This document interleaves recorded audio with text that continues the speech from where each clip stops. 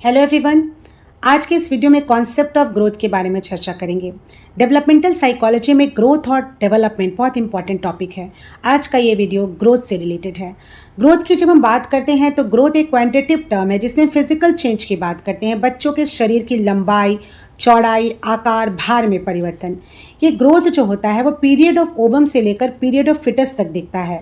अगर हम foetal period की बात करें तो 8वें सप्ताह में सिर की लंबाई जहाँ 45% होती है वो 40 सप्ताह में 25% हो जाती है। धड़ की लंबाई और पैर की लंबाई में भी निरंतर परिवर्तन देखने को मिलते हैं। शैशवावस्था में भी बच्चों के शरीर की लंबाई और भार में परिवर्तन दिखता है। यह परिवर्तन बाल्यावस्था के समय में भी दिखाई देती है और यह परिवर्तन का क्रम किशोरावस्था के समय तक चलता रहता है। Number 2, growth internal physiological change से रिलेटेड है, यानी जो भी हमारे शरीर की आंतरिक संरचनाएं हैं, जैसे जो हमारी डाइजेस्टिव सिस्टम है, सर्कुलेटरी सिस्टम है, जो भी इंटरनल ऑर्गन्स है, उसमें भी जन्म से लेकर के किशोरावस्था के अंत में जो भी परिवर्तन है वो ग्रोथ है।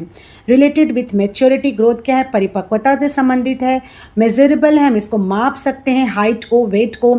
एक्सटर्नल इन नेचर है, यानी इसका जो नेचर है वो एक्सटर्नल है। हम किसी बच्चे को देख करके उसकी लंबाई, चौड़ाई, भार को देख करके समझ सकते हैं कि उसका कितना ग्रोथ है। नॉट कंटिन्यूअस प्रोसेस है, यानी कि निरंतर नहीं चलता, एक समय सीमा के पश्चात ग्रोथ रुक जाती है। इन्फेंसी और चाइल्डहुड में ये फास्टर दिखता है। रिलेटेड टू हेरिडिटी एनवायरमेंट, वंशानुक्रम और वातावरण से संबंधित होता है। बच्चे पर माता पिता के रंग, रूप, आकार, लंबाई, चौड़ाई का प्रभाव दिखता है। साथ ही साथ अगर उचित पोषण मिलता है तो बच्चों में ग्रोथ दिखने को मिलती है। सर्टन टाइम प्रोसेस है, यानी एक समय सीमा तक ये ग्रोथ होती है। ग्रोथ इज़ नैरो है, मतलब ग्रोथ क्या है? संकीर्ण है।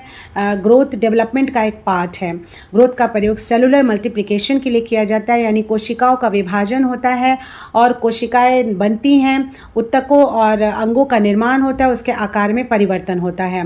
Related to motor skill, growth क्या होते हैं? वो गामक क्रियाओं से संबंधित होते हैं। बच्चे बाल्यावस्था और शैशवावस्था में जो भी गामिक क्रियाएं दिखने को मिलती हैं वो ग्रोथ से रिलेटेड होती हैं।